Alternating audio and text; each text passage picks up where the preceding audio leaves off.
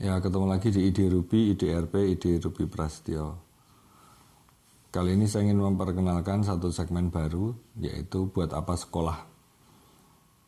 Yang akan dibahas kali ini, logika dasar tentang sekolah, tentang pendidikan, untuk apa sekolah itu.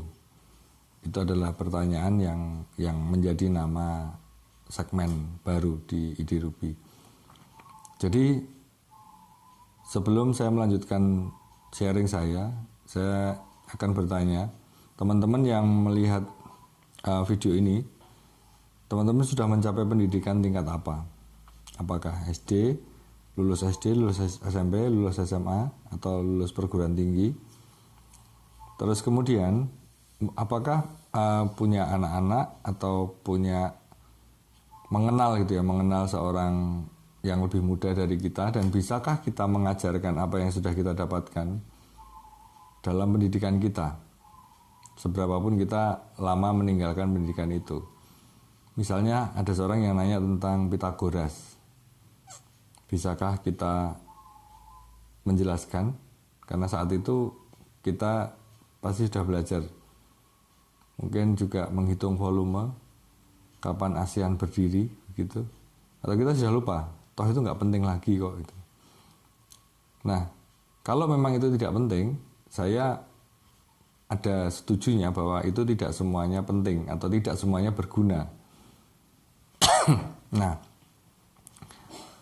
terus sekarang posisinya anak-anak Anda atau anak-anak yang usia sekolah itu sekarang ada di mana? Kebanyakan mereka ada di sekolah dan mempelajari hal yang kurang lebih sama yang kita pelajari bertahun-tahun yang lalu, selama bertahun-tahun, dan ternyata itu tidak begitu penting, tidak begitu berguna dalam kehidupan. Kapan ASEAN berdiri, siapa pemerakarsanya, konferensi Asia Afrika buat apa, KTT non-blok buat apa. Mungkin buat yang para diplomat yang begitu-begitu mungkin itu penting ya, tapi bagi yang lain itu tidak begitu penting. Atau mungkin betapa pentingnya pembukuan debit kredit, betapa itu sangat berguna tapi dulu tidak dipelajari dan lain sebagainya. Nah, itulah kenapa saya membuat satu segmen untuk apa sekolah, buat apa sekolah gitu. Kalau kita pun ternyata yang bersekolah demikian lama, mungkin yang tahu teori-teori yang dipelajari itu sekarang ya tinggal dosen saja. Karena kenapa begitu? Karena dosen punya kepentingan untuk mengajarkan kepada mahasiswa.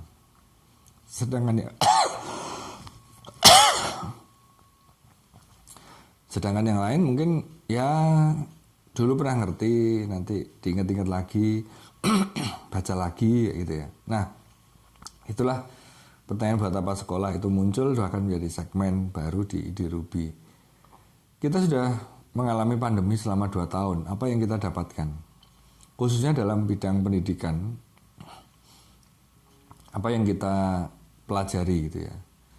Waktu itu sekolah tutup, kemudian anak-anak harus belajar di rumah dengan segala macam caranya, dengan online, daring, dan kemudian permasalahan banyak muncul. Permasalahan yang paling mendasar yang menurut saya menjadi pertanyaan juga adalah, apakah orang tua bisa mendidik anak-anak mereka saat mereka ada di rumah juga? Ya, tentu saja dengan segala dinamikanya ya, WFH, kemudian pola bekerja yang berubah, pola rumah tangga yang berubah, anak-anak harus belajar juga dan seterusnya. Nah, itu pasti complicated sekali. Dan kemudian bagaimana kita melihat, bagaimana kita memandang sekolah itu? Saya tidak sedang bicara pada daerah-daerah tertentu yang masih belajar seperti biasa kok, tidak terpengaruh pandemi gitu. Ya oke, yang itu nggak apa-apa. Tapi saya ingin melihat yang di sekitar saya lah, sekitar kita, mungkin yang nonton ini, karena kalau yang sempat nonton YouTube itu mestinya yang mereka juga mengalami kondisi cukup terganggu, terpengaruh oleh pandemi. Nah, saat belajar di rumah, orang tua ternyata tidak mampu memberikan pelajaran Terus kemudian orang tua harus belajar tentang koneksi mungkin ya, terus berlangganan internet, tahu akses point, jadi tahu bandwidth segala macam. Itu yang dulu hanya anak-anak TI yang ngerti. Sekarang hampir semua orang ngerti karena mau nggak mau itu kayak satu satuan itu ya. Kayak dulu pulsa berapa ribu gitu ya. Nelpon semenit berapa. Nah sekarang langganan internet bandwidthnya berapa, kecepatannya berapa Mbps gitu. Nah itu sudah menjadi hal yang umum sekarang. Dari situ, apakah kita nggak belajar? Apakah kita nggak menarik satu kesimpulan bahwa ngapain ya dulu sekolah ya? Diajarin sekolah, ternyata setelah dewasa kita mengalami satu kondisi seperti ini, dan kemudian kita nggak bisa ngapa-ngapain dan menyuruh anak kita sekolah. Nah, kalau produk sekolah itu kan sudah ketahuan kan, produk sekolahan begitu nanti saat ada kondisi khusus gitu. Pandemi, apa yang kemudian dilakukan oleh sekolah, oleh anak-anak kita yang belajar ini, mestinya mereka diajarin survival dalam kondisi pandemi. Ada film bagus, Survival Family, film Jepang kalau nggak salah. Itu menghadapi kondisi yang sama sekali tidak diharapkan, sama sekali tidak diinginkan. Nah, kita rasanya juga perlu bersiap untuk kondisi-kondisi seperti itu, kondisi bencana misalnya. Pelajaran apa yang bisa kita dapatkan? Pelajaran empati, pelajaran menolong sesama, membantu sesama, peduli, itu nggak banyak dipelajari di sekolahan. Dan akhirnya orang harus belajar sendiri, mencari tahu sendiri bagaimana mengatasi trauma, bagaimana menghadapi bencana, kalau gempa apa yang harus dilakukan. Sayangnya sekolah-sekolah tidak siap dengan pelajaran-pelajaran praktis semacam itu. Pelajaran-pelajaran yang dipakai, saya nggak tahu sih kegunaannya sebenarnya untuk apa setelah saya dewasa, bekerja, kemudian kalau di prosentase nggak ada separuhnya ya. Akhirnya yang kepakai itu ya hal-hal yang dipelajari secara khusus, mungkin justru kursus-kursus selama bekerja, pelatihan-pelatihan itu yang lebih bermanfaat dalam bekerja, untuk bekerja. Untuk kebutuhan hidup yang lain ya buat saya tidak banyak yang kita dapatkan dari sekolahan, karena memang sekolahan tidak memberikan itu. Sekolahan memberikan ilmu-ilmu yang dipersiapkan untuk ujian itu ya. Anak-anak TK mungkin playgroup TK belum kehitung ya, tapi begitu SD nanti mau cari SMP. Walaupun sekarang ada zonasi segala macam, tapi kayaknya orang nggak bisa lepas dari pengen ujian sukses gitu ya. Buktinya apa? Buktinya masih banyak lembaga pendidikan, kursus pendidikan yang menjamin nanti masuk sekolah favorit, dan rasanya mereka sedang ada di ujung tanduk karena pakainya zonasi. Kalau zonasi ya buat apa sekolah favorit ya, yang penting dekat sekolahan dia bisa masuk. Dan saya setuju dengan tidak adanya sekolah favorit. Sekolah itu ya sama aja pendidikan itu sama aja, gurunya distandarkan, muridnya distandarkan, nggak perlu bagus-bagus, nggak perlu terlalu bagus, tapi yang penting standar gitu ya. Tapi ya buat apa sekolah, itu lagi-lagi pertanyaannya begitu. Oke, kembali lagi. Setelah kita menghadapi pandemi, kita belajar apa? Apakah dalam menghadapi pandemi itu ilmu dari sekolah yang pernah kita dapatkan itu membantu, ataukah kita mungkin dapat survival kit dari orang yang terbiasa menangani masalah-masalah di luar rutin begitu.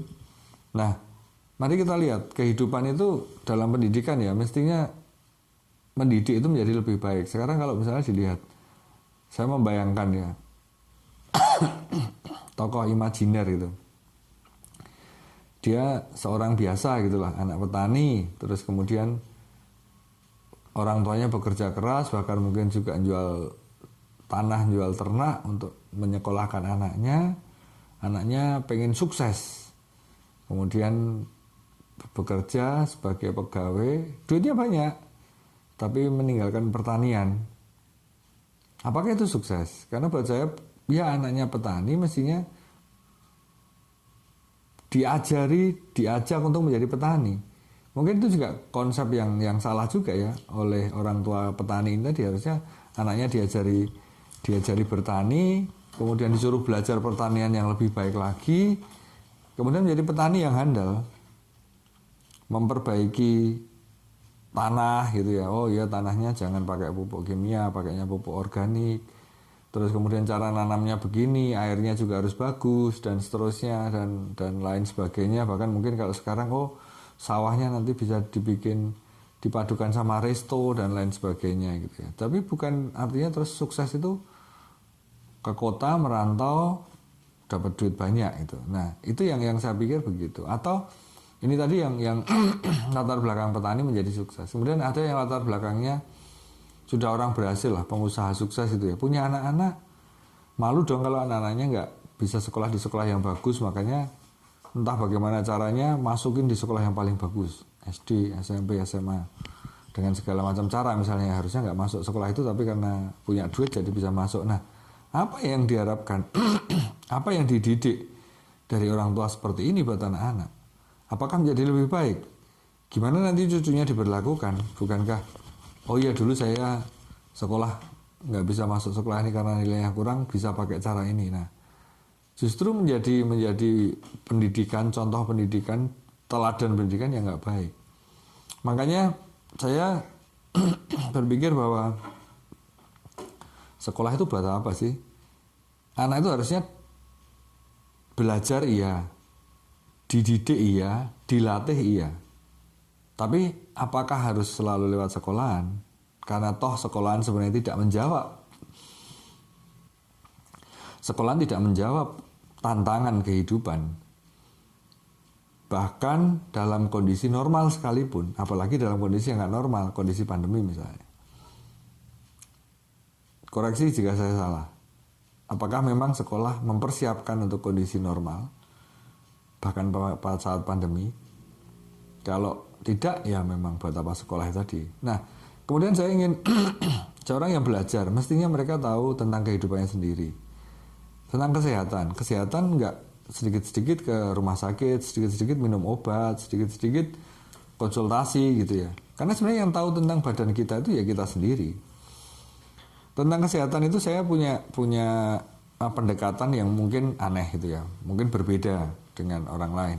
Saya mencontohkan begini, ada dua anak, yang satu ini anak yang higienis, sangat higienis, makanya teratur, makanya ditata, nggak boleh mengkonsumsi ini itu, dan dia menjadi sehat. Si anak ini menjadi sehat. Kemudian anak yang satu, ya diatur, ditata, tapi misalnya makan tanah sedikit-sedikit ya nggak apa-apa lah. Mungkin makan kotoran apa gitu ya, udah nggak apa-apa lah. Mungkin kadang sakit perut, sedikit-sedikit nggak apa-apa. Terus kemudian dengan begitu dia kadang-kadang makan yang nggak sehat juga sesekali, dan sesekali mungkin juga sakit perut, tapi ya sudah. Nah, saya bayangkan dua anak ini ya, anak yang higienis sama anak yang tidak higienis gitu aja. Mereka hidup berdampingan, misalnya 10 tahun katakan. Anak yang higienis sangat sehat, anak yang tidak higienis dia kadang-kadang sakit sekali lah. Nah, jika dalam kondisi bersamaan mengalami satu waktu ya, entah itu bencana, entah itu pandemi gitu, kemudian harus makan seadanya, harus tinggal di tempat yang seadanya gitu. Kira-kira siapa yang akan lebih bertahan? Nah, silakan dijawab ya. Makanya saya dalam hal ini dengan anak-anak, ya makan ini boleh, makan ini boleh, asalkan tidak terlalu banyak. Itu bukan makanan pokok kita. Makanan yang seharusnya ini. Yang penting mereka tahu itu. Itu sesekali saja untuk ya menjawab kepenasaran, rasa penasaran, terus kemudian mungkin juga bergaul dan lain sebagainya. Ya, oke lah. Nah, dari situ apakah sekolah menjawab itu? Kondisi kesehatan itu apakah sekolah mengajarkan? Kalau sampai di SMA lah ya, kalau sudah nanti kuliah di perguruan tinggi gitu ya, mungkin di jurusan itu ya pasti membahas tentang itu. Terus kemudian selain kesehatan juga tentang ekonomi, tentang bagaimana manusia hidup dengan baik. Tentunya kalau bisa itu umur panjang dan sejahtera. Umur panjang artinya kesehatannya bagus, bukan usianya panjang tapi sakit-sakitan di akhir hidup. Menurut saya itu bukan umur panjang, itu umur ya umurnya pendek tapi tambahannya sakit kan. Nah, kalau bisa kan umur panjang itu dengan kondisi yang sehat. Sehat itu karena tubuhnya. Nah, kalau kemudian secara ekonomi, secara pendapatan, penghasilan itu ya mereka juga harus sehat. Apakah sekolah menjawab juga? Dalam kondisi normal, kita mencoba mengingat-ingat. Dalam kondisi normal, apakah sekolah menjawab bahwa dia bekerja itu karena sekolah? Biasanya sih perusahaan-perusahaan yang membutuhkan tenaga kerja untuk perusahaannya justru membuat sekolah sendiri. Banyak kan sekolah apa misalnya pendidikan BUMN itu punya sekolah-sekolah, sekolah pajak, sekolah apa namanya Telkom, sekolah apa itu punya sekolahnya masing-masing. Nanti justru lembaga-lembaga kesehatan misalnya bikin sekolah perawat, nanti bikin fakultas kedokteran dan seterusnya. Nah, artinya sekolah itu ya akhirnya untuk mempersiapkan orang bekerja. Kemudian apakah mempersiapkan orang bekerja selalu dari sekolah? Coba kita lihat sekitar kita, apakah benar itu linear gitu ya? Dia belajar apa, bekerja di mana? Belajar apa, bekerja di mana? Rasanya nggak selalu begitu dan dari situlah kenapa pertanyaan itu muncul, buat apa sekolah kalau begitu? Buat apa kuliah? Nah, mestinya kita mulai berpikir alternatif pendidikan untuk mempersiapkan seseorang itu menjalani kehidupan dengan lebih baik. Sekolah kan harapannya seperti itu, tapi ternyata hanya mengulang apa yang dilakukan oleh orang tuanya. Mungkin sedikit lebih baik kalau dulu orang tuanya lulus SMP ini bisa lulus SMA bisa kuliah, ya itu lebih baik. Tapi apakah menghadapi kehidupan lebih baik? Mari kita lihat sekeliling kita, sekitar kita. Apakah dengan mereka bersekolah, kehidupan mereka menjadi lebih baik dari pendahulunya? Ataukah sama saja? Ataukah justru lebih buruk? Mungkin memang ada yang baik, tapi mari kita kembali menghitung. Seberapa yang baik, seberapa yang sama saja, seberapa yang lebih buruk. Dan itu hampir semua produk sekolahan. Kenapa saya akhirnya bertanya buat apa sekolah? Sampai di sini dulu di Ide Ruby IDRP, Ide Ruby Prasetyo dalam segmen buat apa sekolah.